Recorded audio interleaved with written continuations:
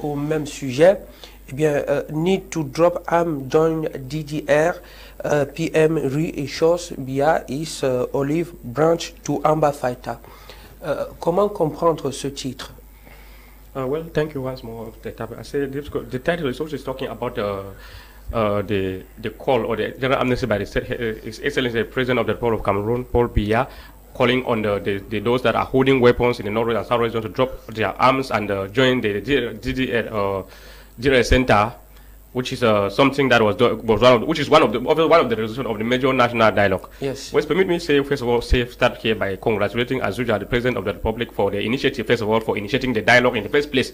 We say that at least when the President initiated the dialogue, all Cameroonians were all happy that the President has finally accepted to the call of the people who had, since the beginning of this conflict, been calling on the President of the Republic to make sure that he directly engage with dialogue with the conflicting parties, so that the other stakeholders to seek a lasting solution to the problem.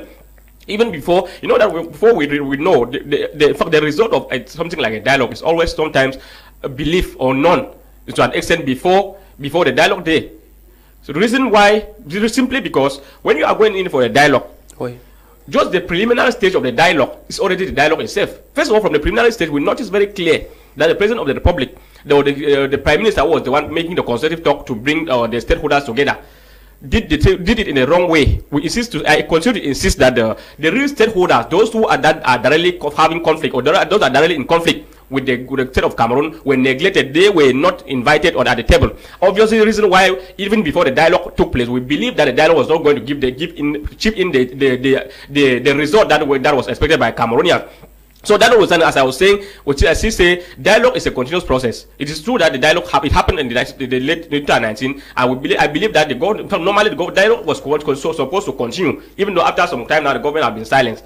But when Prime Minister says he's going in to evaluate the result or the achievement of the major national dialogue or the recommendations, it is true they had recommendations, but these recommendations have these recommendations been respected? That's a question that were asked by many who are looking at us this morning, because you believe we knew that these recommendations to a lesser extent has been respected. But even though these recommendations we know very well that were not done genuinely and not done inclusively. So the reason being that there is the recommendation of the major national dialogue is not obviously going to solve the problem we have in Anglophone region. But let's talk about the House of Chiefs, or the House of the Regional House of Assembly that was created for the Northwest and Southwest so-called special status. I call it so-called because this thing they call special status is just, to me, a very beautiful basket with an empty content. Because I think this special status is not going to yield any positive result for whatsoever happening in the Northwest region.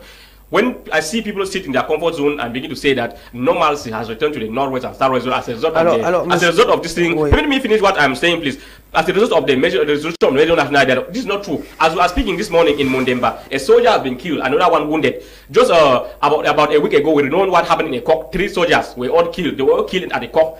Last week in Ndu, other civilians were killed. 2 weeks before, in Bamenda, we had more than 6 people were killed. Apart from the Nancho Junction killing that happened about 2 weeks ago, or about 3 weeks ago, and these killings has continued. And the regular ghost town is being respected in the northern and southwest region by the majority of the population. Apart from that, we have lockdown that is still being respected in most areas, like in Gokunya division, where the securities has prohibited movement for about 1 month, but nothing was done by defense and security forces. Like in Bamenda, as we are speaking, anybody who in Bamenda can attest to that. We have the complete absence of the immatriculation, the CEMAC immatriculation plate numbers. People no longer use the CEMAC immatriculation plate number in Bamenda. More than 80% of the vehicles circulating in Bamenda no longer use the CEMAC immatriculation plate number. On instruction of the separatists, but they say everything is under control.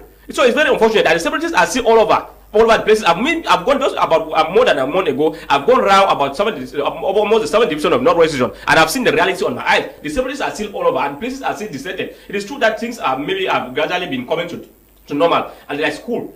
There's no school. Some schools in this area are going on, but not government school, but just community school as imposed by the separatists. Even the few government schools that are going in some area like in central town, like in Bamenda and other area, they don't put on uniform, just to tell you that everything is not under control. They don't put on uniform on instruction of the separatists, because they have insisted that even if you are supposed to go to school, you will not put on uniform. You go you either go to community school, or whichever school you are going on, you don't put on uniform. Just to tell you that there is still a lot of terror. Things are not under control, as it's being alleged by some of our people. And this government need to look at things in a genuine way, because keep on saying that only an inclusive and sincere dialogue with those that are directly involved in the conflict and other stakeholders will seek a lasting and everlasting problem to the corporate problem we are going through in the North and South region. So, as I was saying, the result of the resolution of major national dialogue is supposed to be seen and felt by the people who are on the field, the citizens of the North and South region, and not heard on air by any other person saying that there's normalcy have returned in this region. Meanwhile, the people who are in the region are not even feeling the